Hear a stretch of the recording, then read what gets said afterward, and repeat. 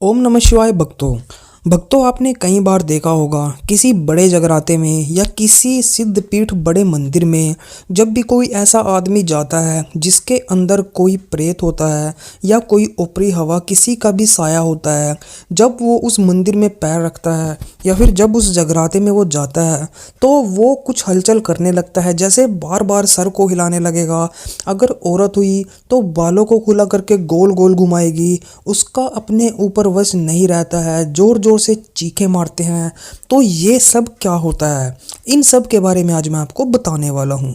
ये तभी होता है जब कोई किसी सिद्ध पीठ मंदिर में जाएगा, किसी माता के जगराते में या किसी भी ऐसे जगराते में जाएगा जहाँ पर काफ़ी ज़्यादा पॉजिटिव एनर्जी हो, या कहीं भी ऐसी जगह पर जाएगा जहाँ पर पॉजिटिव एनर्जी ज़्यादा हो और भगवान का पूजन ज़्यादा हो रहा हो। तो वहाँ पर जाने के बाद ये इस टाइप के आदमी जो है हरकत करने लगते हैं, और वो इतनी ज़्यादा हरकत कर देते हैं कि जब हरकत करते हैं तब उनको पता नहीं रहता। थोड़ी देर के बाद जब उनके अंदर से वो चीज़ चली जाती है तब उनका शरीर काफ़ी टूटता है, उनको कमज़ोरी महसूस होती है, उनको कुछ ऐसा फील होता है कि उन्होंने कुछ किया था लेकिन याद कुछ भी नहीं रहता।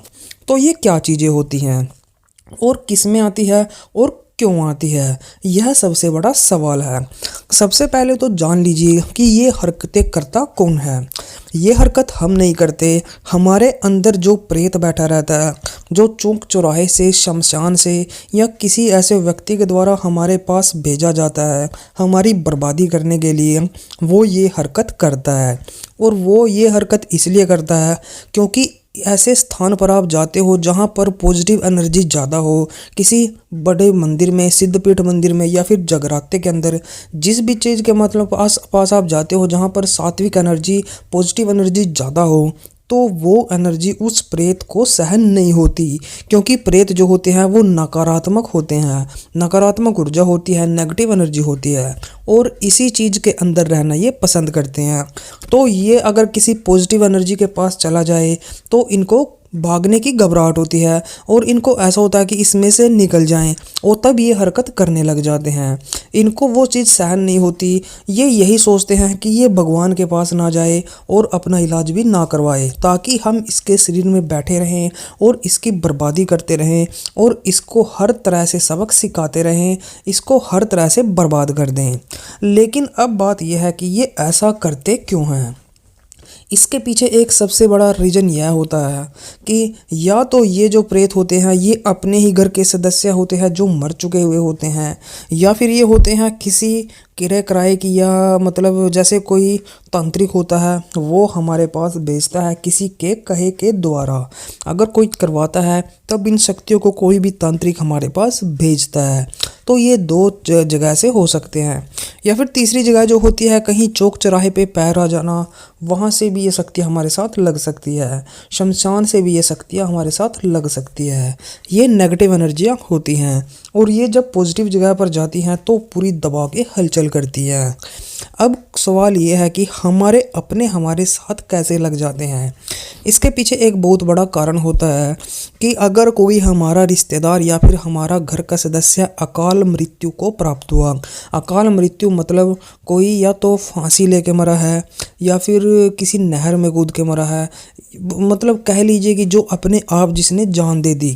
अगर ऐसा कोई आदमी है हमारे मतलब परिवार में मरा हुआ तो वो अकाल मृत्यु कहलाती है। और अकाल मृत्यु की अगर पूरी तरह से मुक्ति ना कराई जाए तो वो फिर घर के सदस्यों को ही तंग करने लगता है। वो घर के सदस्यों को इसलिए तंग करता है क्योंकि उसको जो चीज़ें चाहिए होती हैं वो चीज़ें उसको प्राप्त नहीं हुई होती।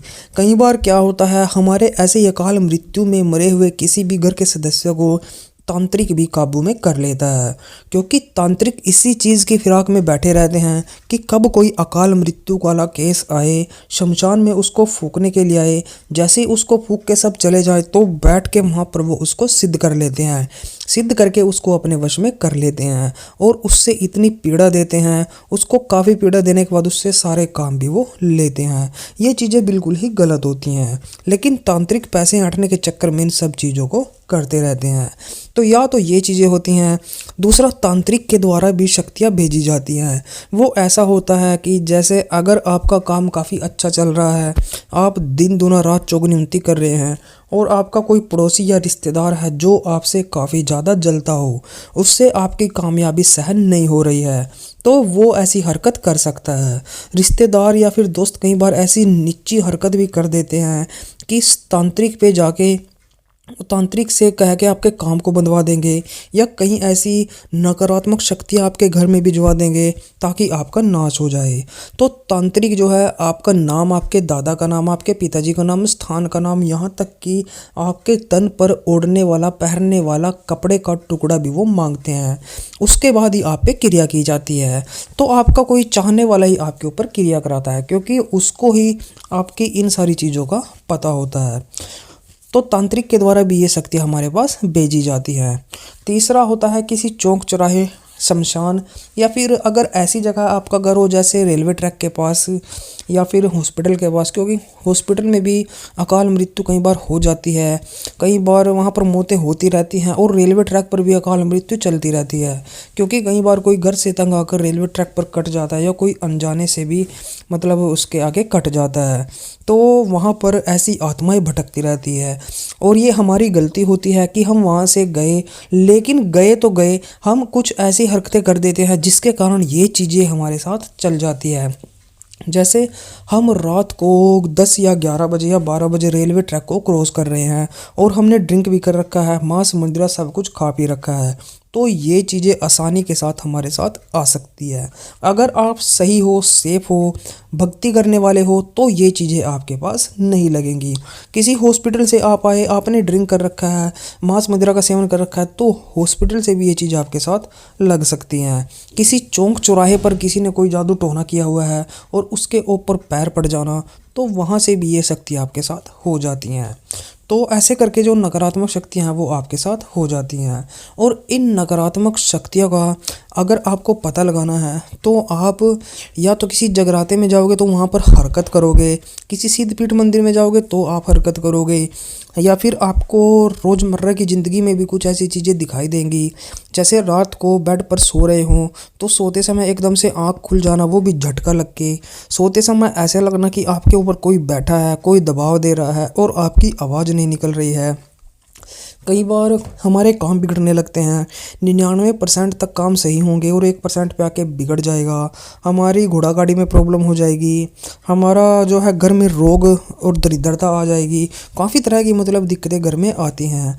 अगर आप घर में जाओगे तो आपको शांति बिल्कुल भी नहीं मिलेगी, आपको अशांति का माहौल मिलेगा। घर आपको खाने को आएगा, अजीब सी बदबू आएगी, आवाज़ें सुनाई देंगी, आपको ऐसा लगेगा कोई बुला रहा है। रात को कई बार सोते समय दरवाज़ों में धक्के लगना, ये सब नेगेटिव एनर्जी के लक्षण होते हैं। इन चीज़ों से आप पहचान सकते हो कि आपके घर में या फिर आपके शरीर के अंदर नेगेटिव एनर्जी है और इसका कई तरीके से इलाज किया जा सकता है। मैंने कई वीडियो बना रखे हैं।